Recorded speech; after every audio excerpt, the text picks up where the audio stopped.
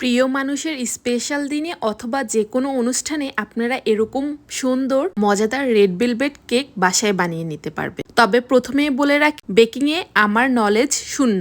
সেই শূন্য জ্ঞানে আপনাদের সাথে শেয়ার করছি এই রেসিপিটি। আমার মতো যারা প্রথমবার কেক বানাতে যাবেন তারা চাইলে রেসিপিটি দেখে আসতে পারেন। প্রথমে বাটার মিল্ক বানিয়ে নিব।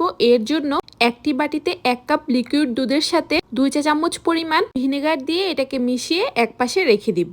এবার কেকের মিশ্রণ বানানোর জন্য একটি বাটিতে নিয়ে নিচ্ছি রুম টেম্পারেচারের 4টি ডিম। যদি ডিমগুলো আকারে বড় হয় তাহলে 3টি নিলেই হবে। এবার দিয়ে দিচ্ছি 1 কাপ থেকে কিছুটা কম সুগার পাউডার। সুগার পাউডার তেমন কিছুই না, 1 কাপ চিনি নিয়ে সেটাকে ব্লেন্ডারে মিশিয়ে নিলে, মানে গুঁড়ো করে নিলে সুগার পাউডার রেডি হয়ে যাবে। তাহলে ডিমের সাথে চিনিটা মিশিয়ে নিতে খুব কম সময় লাগবে। আর যদি ব্লেন্ডার না করে মিশিয়ে নেন তাহলে অনেকক্ষণ ধরে ডিম আর চিনিটাকে ফেটিয়ে নিতে হবে। এর জন্য আমি যখনই কোনো মিষ্টি খাবার বানাই বা যেখানে চিনি ব্যবহার করতে হয় চেষ্টা করি চিনিটাকে একটু ব্লেন্ডারে ঘুরিয়ে নিতে, তাহলে তাড়াতাড়ি ডিমের সাথে মিশে যায়। ডিম আর চিনিটাকে হ্যান্ড উইক্স দিয়ে মিশিয়ে নিলে যখনই চিনিটা গলে যাবে দেখতে পাবেন মিশ্রণের মধ্যে এরকম কিছুটা ফেনার সৃষ্টি হবে। চিনি